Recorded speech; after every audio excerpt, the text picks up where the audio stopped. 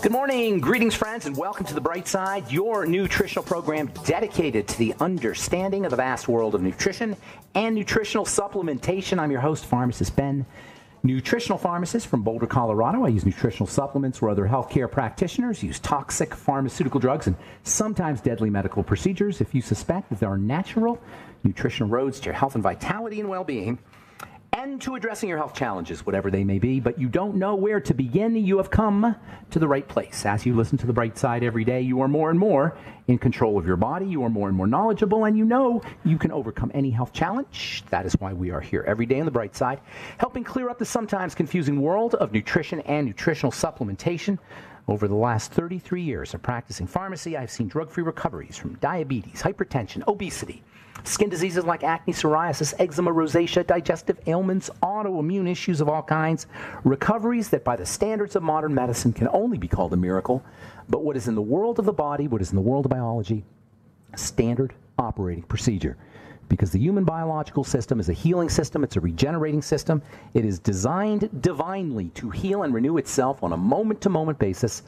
And while some folks may call that a miracle, it really is just the way the body works. If you have questions about health, nutrition, prescription drugs, if you want to wean yourself off your meds and get on a good nutritional supplement program, we can help you do that. 844-236-6010 is our number. And I do mean wean yourself off your prescription drugs. It's definitely a good idea to be off your drugs, but you want to wean yourself off your drugs. And you always want to let your doctor know what you're doing, by the way. If you're being cared for by a physician, he's writing prescriptions for you, you always want to let your doctor know what you're doing. Not that you have to listen to your doctor or take orders from your doctor. In fact, we're going to talk about that here in a little bit. The idea of just blindly following doctor's orders really doesn't serve us when it comes to our health. Nonetheless, if we are being cared for by a physician or by a healthcare professional, we owe it to him to let him know what we're going to be doing, telling him what we're going to be doing. We can help you do that if you want to wean yourself off your meds. And if you are on meds, that should be your number one health goal, to figure out how to wean yourself off your prescription drugs. 844-236-6010 is our number today on The Bright Side. If you have a comment or success story you'd like to share, likewise, 844-236-6010. And if you have questions about our longevity products or our Truth Skin Health products, which are available at truthtreatments.com, call 844-236-6010. We love hearing from you. If you want to purchase longevity products or sign up to join the Bright Side Ben team, you can call 866-735-2470 or head to our websites, brightsideben.com, pharmacistben.com, or criticalhealthnews.com.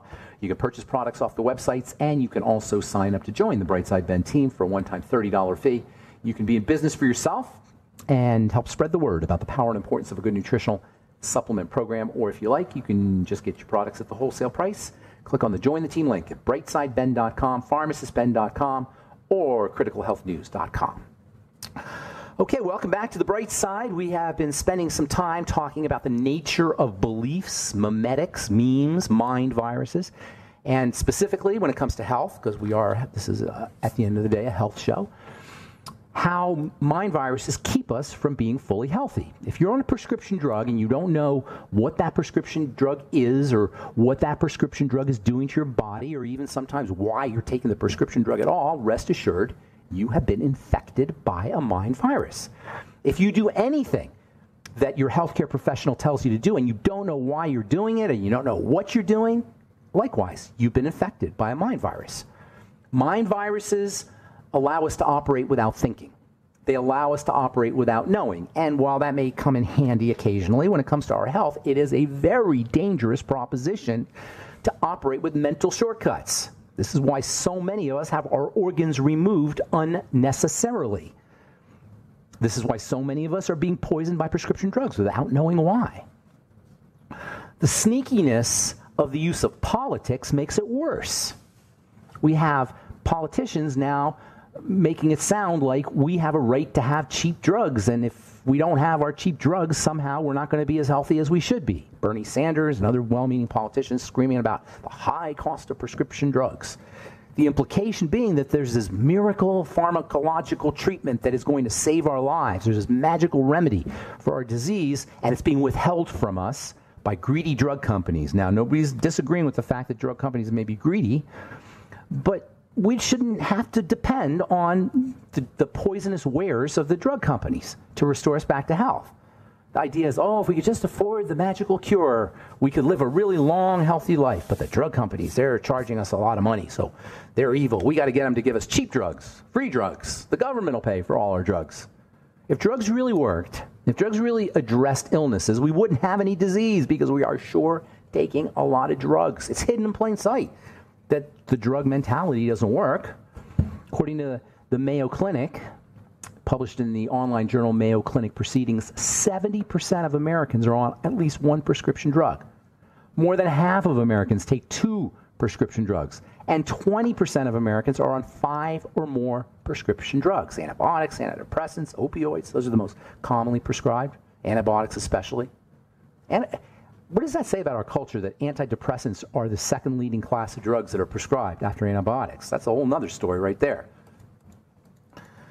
This whole idea that we can be drugged back to health, that we can be medicalized back to health, has to be examined. There's 30,000 brand name drugs in the marketplace, 4 billion prescriptions served every year, 12 prescriptions for every man, woman, child, and baby in the United States. And yes, babies are on prescription drugs too.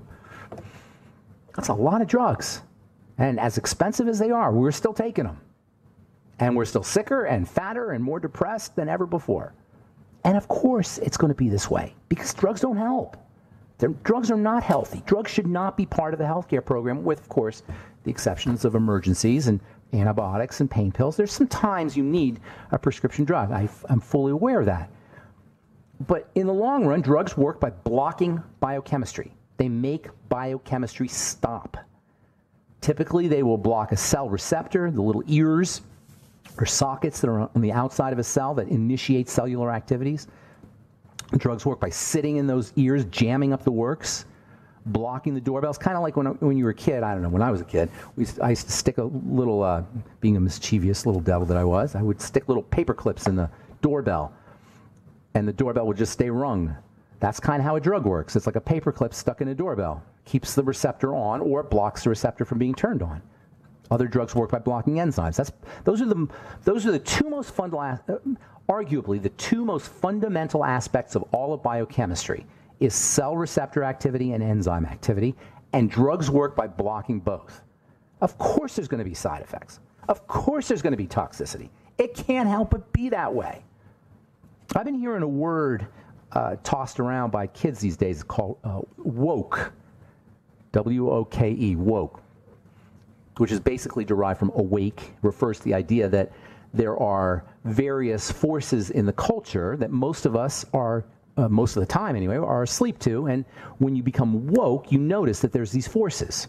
This notion of sleep and unawareness is very related to memes and memetics. Memes put us to sleep. Memetics put us to sleep. The more we operate with memes, the less woke we are. The word woke historically has been associated with racism, or the awareness of racism. Staying woke was a type of healthy paranoia, especially about the issues of political justice, social justice, political justice, racial justice, and injustice. These days, when kids are talking about woke, they mean being aware of all social and political dynamics, the forces that determine our beliefs, that determine our opinions. And so in this case, or in this sense, woke really means being awake to memetics, being aware of the memes, being aware to the self-serving and insidious memes, which is what most memes are, unless we're consciously injecting ourselves. Being aware of how our beliefs are not really our beliefs. They're implanted into us. They're given to us by the culture, by television, by our parents, by our religious figures, by authorities. Being woke means being aware that our beliefs are based on viral infections that we've caught rather than created. We've caught from others rather than generated ourselves.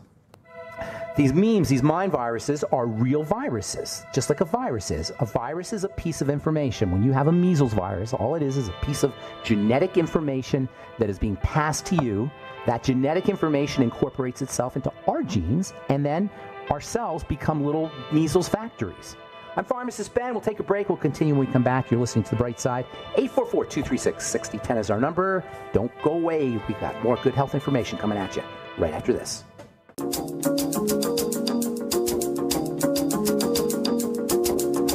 Okay, we're back back on the bright side. 844-236-6010 is our number. Got lines open for you at 844-236-6010. If you want to purchase longevity products, call 866-735-2470 or head to brightsideben.com, pharmacistben.com, or criticalhealthnews.com.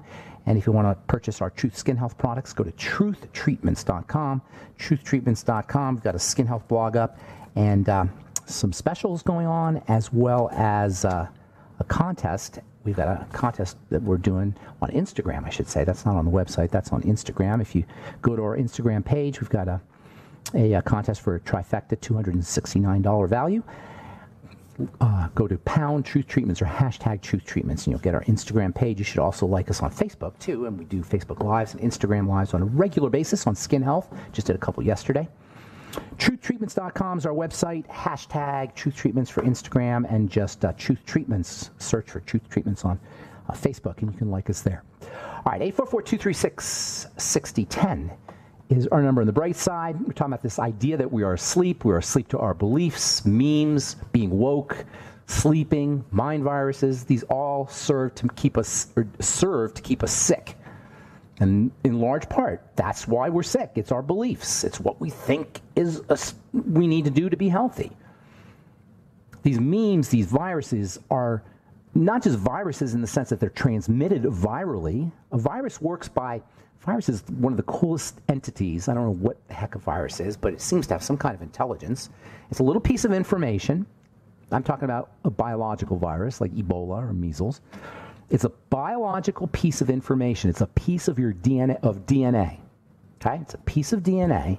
It has a little shell around it, and that's all it is. It's a piece of DNA with a little shell around it. That's unbelievable. And yet this little piece of DNA has the wherewithal, the intelligence, the consciousness to be able to know that it has to get into one of our cells. So it somehow manages to transmit through other human beings who are called vectors, passing it on. A virus has to be passed on from human to human. And it enters into the human being, and then it migrates to the cell, and then it injects itself into the cell, and then it goes into the DNA of the cell where it inserts itself into our cellular DNA, or the animals or the carrier's cellular DNA, at which point the cell now makes more of the virus. And then the virus just explodes and spews all over the body and does the same thing over and over and over again until we die. It doesn't care. The meme doesn't care if we're dead. I'm sorry, the mind virus doesn't care if we're dead, and the meme doesn't care if we're dead. That's the whole thing about these viruses. They're self-serving. They make us sick. They impair our performance. They could turn us into zombies. They don't care if we live or die. They just want to pass themselves on. And to be awakened or to be woke is like being cured. And be careful of fraudulent wokers or awakers who just pass their own mind viruses. Remember, the way we can protect ourselves from mind viruses is through critical thinking, which is exactly what we are not taught in school. School is designed to transmit memes. That's why schools were invented, to transmit cultural memes. The public school system, which is the shining light of Western civilization, or at least United States civilization, is really just a meme developer or a meme incubator. It's a meme transmission device. That's a better way of saying it. That's public schools. That's what public education is. It's a way of transmitting memes that the powers that be want us all to have. That's why they don't teach critical thinking, and that's why we have such a dumb society. Present company excluded. This is a show where we woke people. We wake people. That's what I do. That's my mission in life. My mission in life is to wake myself and then to wake others. And that's what we should all be doing for each other. We could all be waking each other up. Don't pass memes. When you tell somebody something, make sure it's true. At least verify it. Don't pass on memes and beliefs and things that you heard on the radio, even from me. Trust yet verify. It's kind of like a lucid dream. I don't know if you ever had a lucid dream. That's where you're awake in your dream. They're super cool. I've had a couple. I know people have them all the time. You're literally awake in your dream. And in your dream, you can decide that you're going to fly, or you're going to do whatever you want to do. You're going to, usually romance and sex are involved. I'll just say that, at least in my lucid dreams. Anyway, When we go to bed, usually, ordinarily, when we have our dreams, we're locked into whatever's happening. We don't have a conscious choice in what's happening in our dream. On the other hand, if we are lucky enough, sometimes we have a lucid dream. We awaken in our dream. That is, we can know we're dreaming in the dream. We can know that we are living in a dreamscape, like a landscape, but it's a dreamscape. And we know that we can change things. We know that we can consciously make decisions in this lucid dream. So a dream where you're awake in the dream is called a lucid dream. Well, guess what? You could be lucid wake. If you ever want to experience a lucid dream, or this is what they tell you anyway, if you ever read books on lucid dreaming, they say do something called a reality check. A reality check is when you spend your day, every few minutes or every 10 minutes or every hour or every so often, you ask yourself, as you're living, as you're going about your day-to-day life, you're eating and drinking and going to work and doing all the stuff you do in your day, you ask yourself, am I dreaming? And what's supposed to happen, if you keep doing this enough, with enough regularity, during your day-to-day life, eventually you're going to have a dream, and you're going to ask yourself, in the dream, am I dreaming? And that will kick you into lucidity. That's called a reality check. Well, as it turns out, we can do reality checks for each other to support lucid waking. If we want to make being lucidly awake, that is, awake to our memes, awake to our beliefs, that's what I mean when I say lucid waking, we can all do reality checks. We can ask others and we can ask ourselves about our beliefs. We can ask believers about their beliefs. How do you know this is true? How do you know that there is a deep state? How do you know that there is a doctor conspiracy or a medical conspiracy? How do you know that the United States is the greatest country in the world? These are beliefs. How do we know it's true? I'm not saying yes or no, but how do we know it's true? Have we verified these beliefs ourselves? Asking others, have they verified the beliefs themselves? Are their sources reliable? Maybe there's alternative viewpoints. Maybe we can present alternative viewpoints. These are all things we can do to wake each other up. This is what we do on the Bright Side every day. We wake you guys up. We wake listeners up to the possibility that health, or that medicine actually, the institution of medicine, the dogma of medicine, doesn't serve us. Maybe it's possible that being doctored is not how we stay healthy. Maybe it's possible that the modern medical model is wrong. Maybe it's possible that doctors are not infallible. Maybe it's possible that the deification of medicine is a mimetic infection that causes us to be less able to perform, that actually causes us to be sick. Maybe the medical model is making us sick. I'm saying yay or nay. I'm saying these are things we got to ask ourselves. One of the core requirements that the medical model has to have is to keep us participating is to make us think that we're sick. That's why they keep having new diseases. Have you noticed how many new diseases are on TV? New things that we can be medicated for? I just saw one on Peyronie's disease. Probably seen this one. Peyronie's disease is when the male genitals curve upwards when you have an erection. Now they say it's damage. We're broken. Of course, there's a drug for that. The ultimate example of being sick or of creating sickness is in psychiatry, and that's been talked about ad nauseum.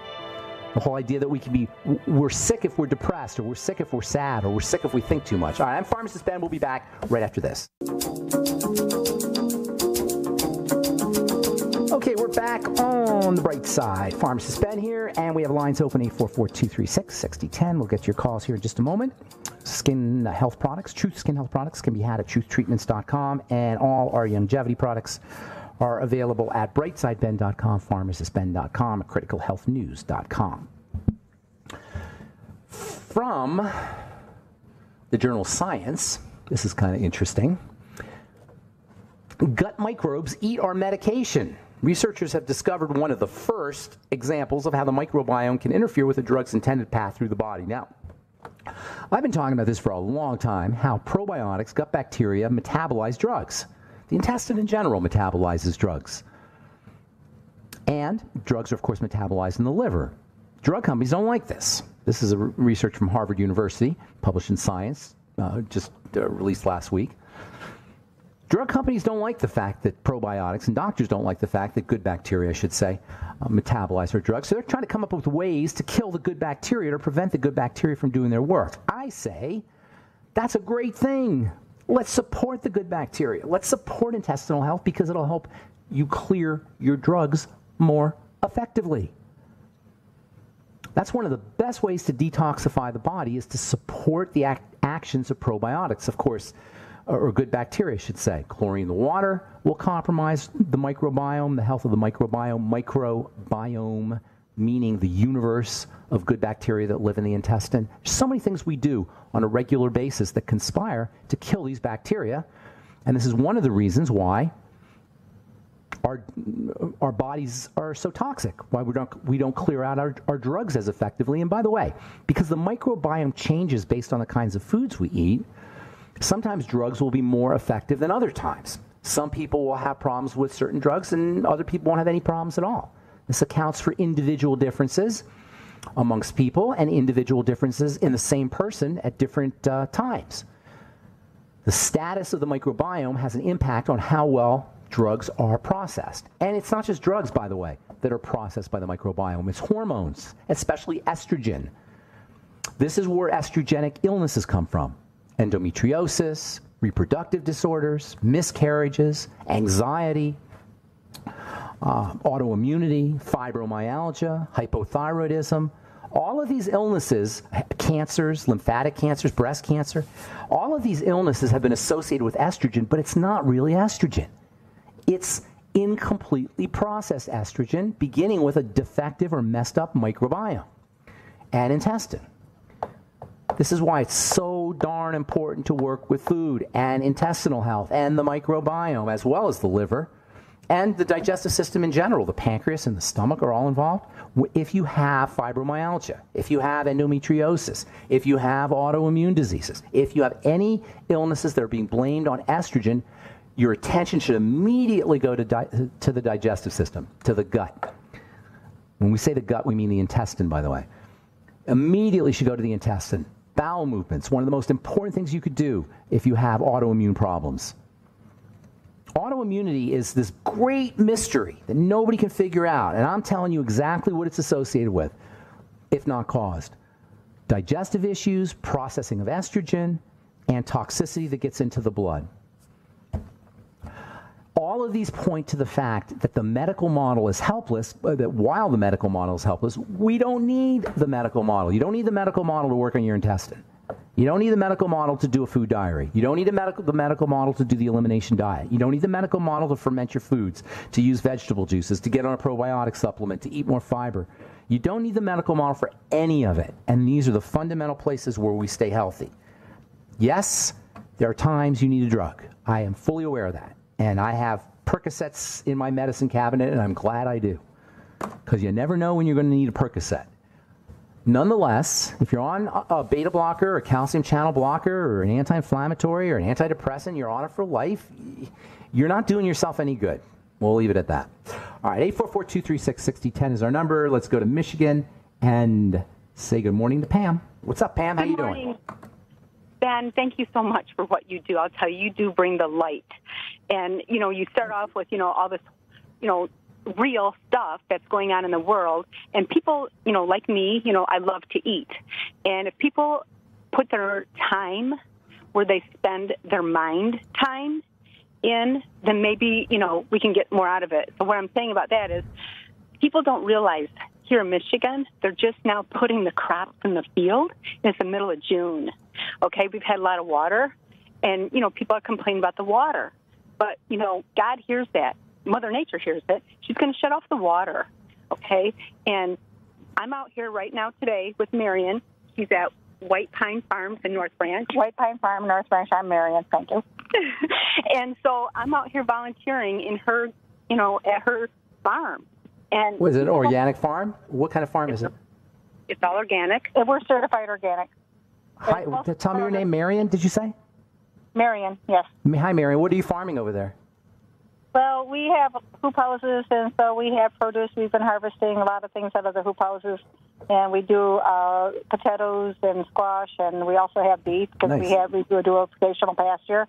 So it's mostly produce and beef. Now, I didn't quite understand what Pam was saying about the crops coming out in June and the water. I didn't quite get that. Well, Michigan, they've had a lot of rain this last May, the highest amount of rain they've ever had. And so, therefore, I'm on sand, so it's not affecting me too bad. But a lot of my fellow farmers that are on heavier soils, they haven't been able to get out into their fields to plant anything. Because of the water. Because the standing water. Wow. So it's been really cool this year. So everything's been going in really late because, normally, like with sweet potatoes, usually you're supposed to do those, never have a cold temperature above 50, below 50 degrees for sweet potatoes. Well, we've had 37-degree nights and things like that. So what do you attribute this to? What do you think's going on here? I kind of erratic weather patterns. How does that sound? Okay, erratic weather patterns. All right. You think it's climate change or global warming or any of that stuff? I think that climate change causes the erratic weather pattern. What about the people who say climate change isn't true? What do you think about that? I think they're full of crap, but that's my personal opinion. Of course, I want to know your personal opinion as a farmer. I hear people saying that climate change isn't real. What's your take as a farmer? Well, as a farmer, I think can I give you a really good example of one of my counterpart farmers? They have an orchard, and they've been in business for 90 years. Yeah. And they had 3 total crop failures within the last 10 years due to climate change. And the 80 So you're years not buying there's no climate change. I don't know how people can say it personally, but they do say it. There's no climate change. Or it's just probably some people say it's cyclical. It has nothing to do with human activity. That's another take on it. Well, anyway, yeah. Do you apologize. have? What's that? Thank you. Thank you, Marion. All right, hey Pam, I got to motivate. Anything else you want to add? I love you, Ben, and I want to. I love that trifecta. I want to know more about the truth trifecta. You're using it. I love you, Ben. Are you noticing how are you mixing all 3 together? Are you noticing the plumping when you put it on? We mix everything. Mix everything, and then look in the mirror, and you'll see a real significant plumping. All right, that's my Truth Trifecta, by the way, for the listeners, all available at truthtreatments.com. We actually have a special on the Truth Trifecta, truthtreatments.com. Hey, Pam, thanks for the kind words. God bless you. Have a beautiful day, and thank you, Marion, as well. I'm Pharmacist Ben. We'll be back with more of your phone calls. 844-236-6010 is our number right after this.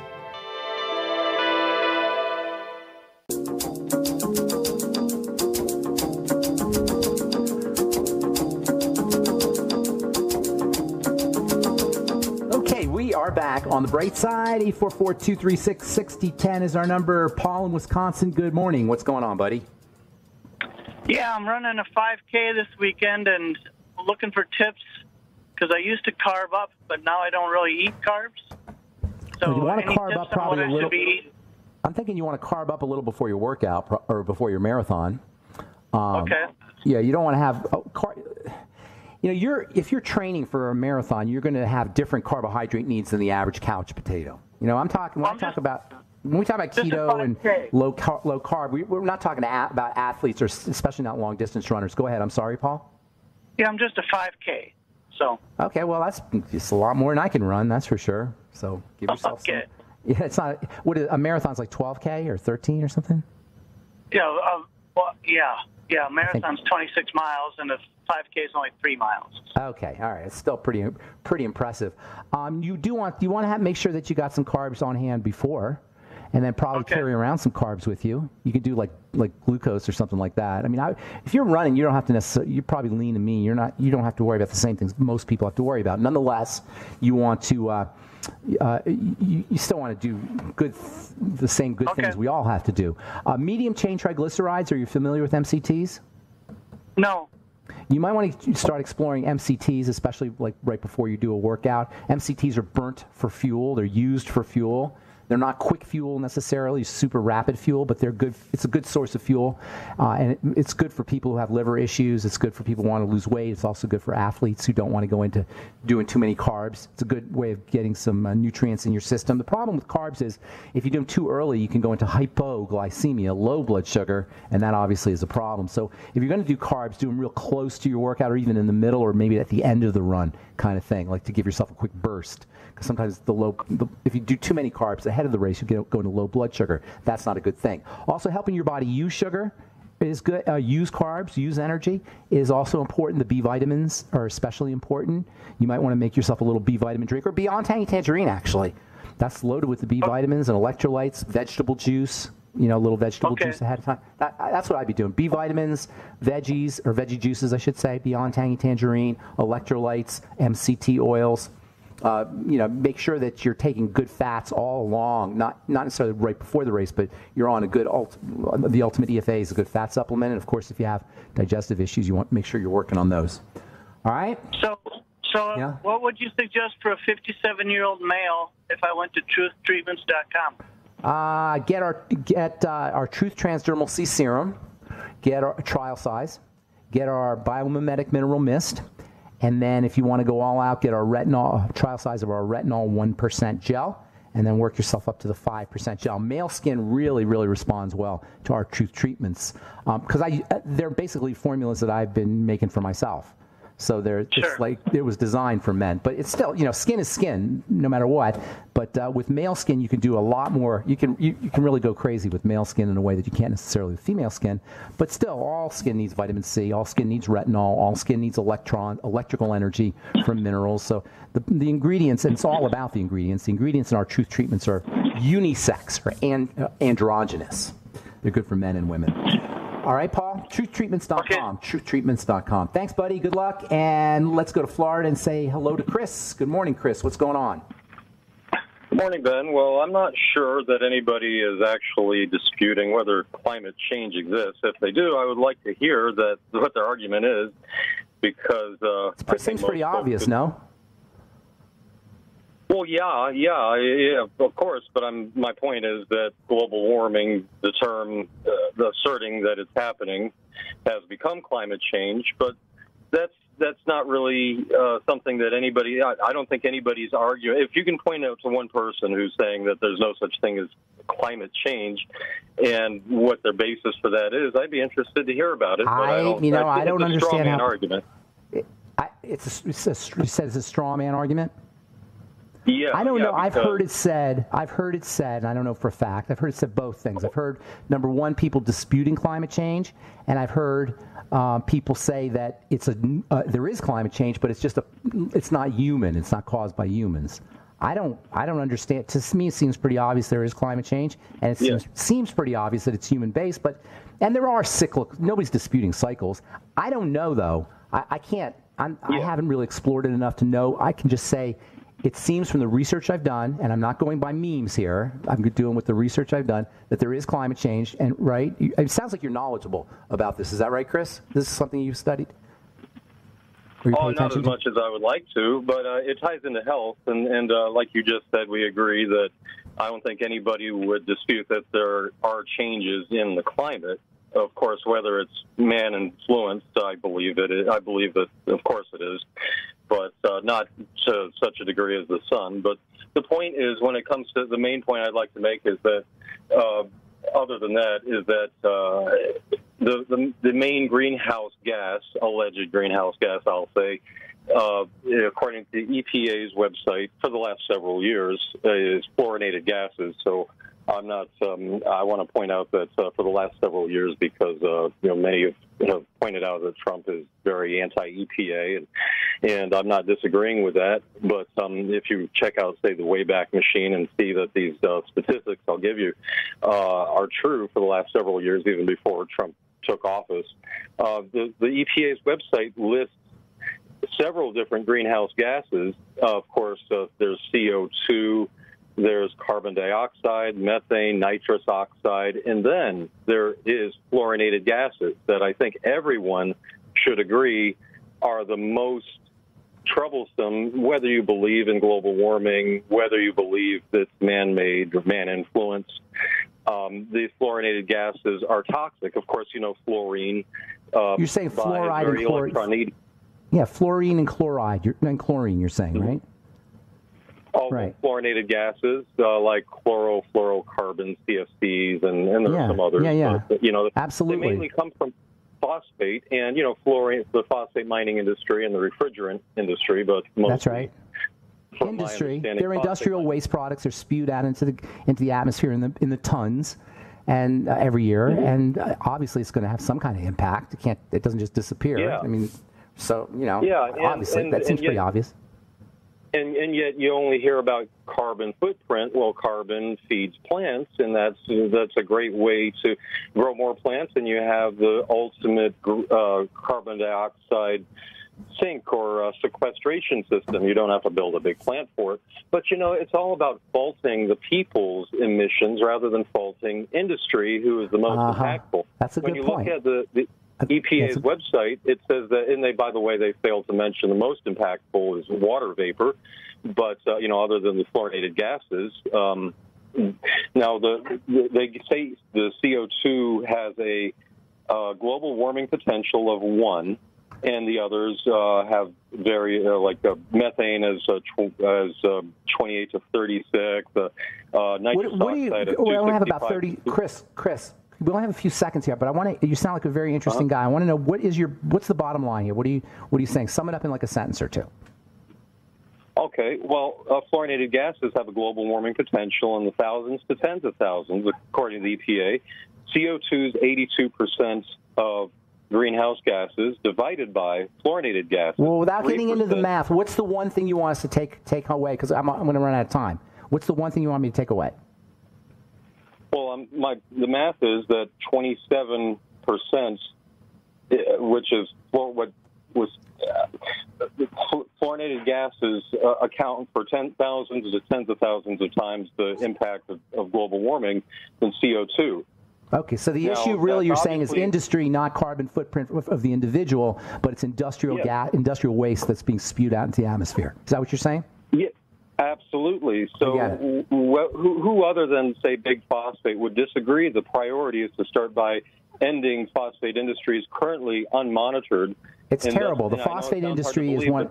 It's awful, especially in Florida. What's happening in Florida with the algae? I mean, it's terrible. It's a terrible thing. Right. And it's unregulated. It's on the honor system where they monitor themselves. It's unregulated by the EPA or the Florida Department of Environmental Protection. These emissions of deadly fluorinated gases into our atmosphere, fluorinated, and other deadly. Well, that's why it's in water for our teeth. That's why they put it in. They know what to do with it. They put it in the water so we can all brush our teeth with it. And that's right. It's industrial waste with all sorts of toxins, heavy metals, radioactive isotopes. But hey Chris, I'm out of time, buddy. I mean, you're very fascinating. It sounds like you know a lot of stuff about. You know more about it than I do. That's for sure. And I'd love it if you call back. We're just out of time, buddy. Thank you so much. Have a great weekend, and I'm glad you called. And that's it. Thanks for listening to The Bright Side, friends. Have a beautiful, wonderful, awesome, spectacular day. Don't forget to check out our Truth Skin Health products at truthtreatments.com and the longevity products at brightsideben.com, pharmacistben.com, or criticalhealthnews.com. I am Pharmacist Ben. We'll talk to y'all later, folks. Bye for now.